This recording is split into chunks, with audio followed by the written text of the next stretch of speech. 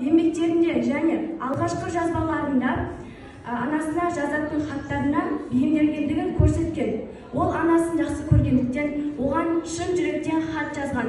Бұл еңбек қазақ халқының мейірімдігін көтеретін ата-ананың құрметі мен мақтануына байланысты болып табылады.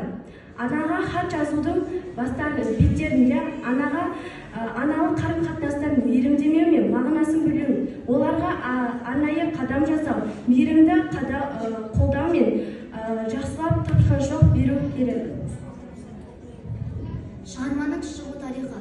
Ірі қоғам қайраткері Ахмет Байтұрсынұлының артында аса мол әдеби, ғылыми еңбектер қалды.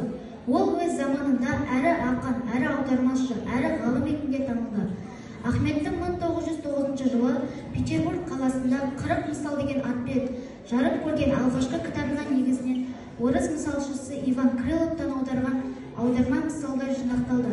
Анаға хат өлеңі Ахмет Байтұрсынұлының абақта қамап қойған кезінде жазылған хат. Аз күндерде босап қалып, анаммен жолығамын деген үміті болады. Алайда қамауда ұзақ уақыт отырып, әртүрлі ойға шомады. Бәлкім ат үстісіне ілініп кетемін деген ойда туып, анасына арнап хат жазады. Анаға хат монолог.